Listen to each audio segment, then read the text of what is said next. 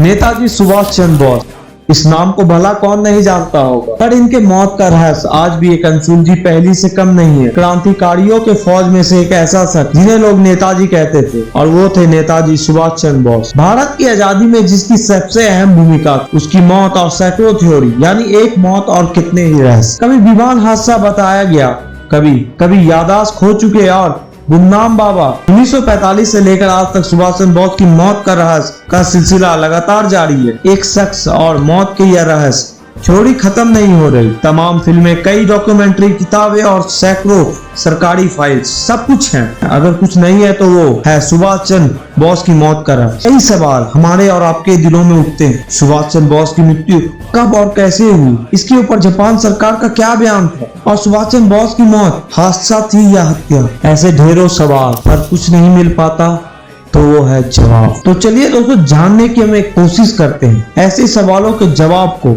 और उसके पीछे छुपी हुई सच्चाई को। चलिए हमारा सफर हम शुरू करते हैं। नमस्कार, स्वागत है आप सभी का the hidden truth YouTube channel पर फिर से एक बार। सुभाष चंद्र बोस जी की बातें हो और आजाद हिंद फौज का नाम ना लिया जाए, असंभव है। तो दोस्तों चलिए पहले जान लेते हैं कुछ बातें आजाद हिंद फौज के बारे में। सुभाष चंद्र बोस ने सशक्त क्रांतिकारियों द्वारा भारत को स्वतंत्र करने के उद्देश्य से 21 अक्टूबर 1943 को एक आजाद हिंद सरकार की स्थापना की तथा आजाद हिंद फौज का गठन किया। इस संगठन के प्रतीक चिन्ह एक झंडे पर दहाड़ता हुआ बाघ का चित्र बना होता। कदम कदम बढ़ाए जा और खुशी के गीत गाए जाइए, वो गीत थी जिसे गुनगुना कर संगठन के सेनानी जोश और उत्साह से भर जाते थे। इस फौज में महिलाओं का भी एक रेजिमेंट था, उसे और भी ज्यादा खास बनाता था। यह जानना आपके और हमारे लिए बहुत ही आवश्यक है कि आजाद हिंद फौज का गठन दास बिहारी बोस रंजन सिंह गिल ने 1942 में किया था, जिसे बाद में नेताजी ने पुनर्गठित किया और इसमें नई शक्ति का संचार किया। कभी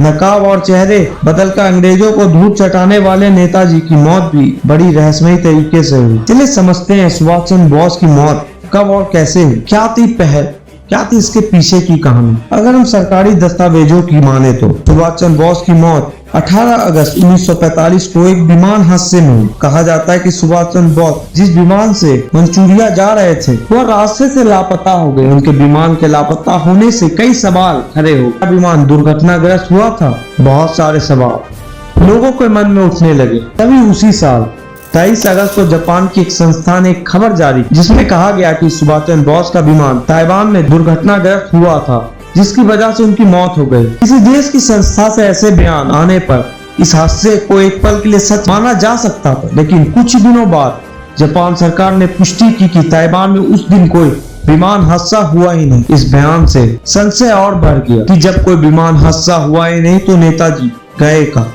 अब मानो लोगों के मन में सवाल इस सवाल थे, लेकिन अगर कुछ नहीं था तो उनका जवाब। समय बीतता गया। कुछ सालों बाद सुभाष चंद्र बोस की मृत्यु से जुड़ी 37 फाइल सरकार ने सार्वजनिक की, लेकिन इन फाइलों से भी ऐसी पुख्ता सबूत नहीं मिली जो दावा कर सके कि सुभाष चंद्र बोस की मौत विमान हादसे में हुई थी। लेकिन बात यह भी थी, नेताजी के समर्थकों का मानना यह है कि वह देश की आजादी के वक्त जीवित थे, लेकिन इस बात का भी उनके पास कोई सबूत नहीं। मन में सवाल ही सवाल उठता है, कुछ बच गया है तो वो नेताजी से जुड़ी सच्चाई जो आज तक एक अनसुलझी पहेली है, एक ऐसी मिस्ट्री जिसे सुलझाने की कितनी भी कोशिश की जाए वो और उलझती चली जाती है। जितने सुलझाने की कोशिश की जाए उतने ज्यादा सवाल आते, लेकिन आज भी नेताजी आपके और हमारे दिलों में जीवित। नेताजी वो शख्स है जो शायद होते तो आज हमारे देश का हुलिया ही कुछ और होता। नेताजी को आप और हम अपने मन में जीवित रखें। नेताजी के इस रहस्य को तो नहीं सुलझा सकते हम, पर उनके ड्रीम इंडिया का निर्माण जरूर कर सकते हैं।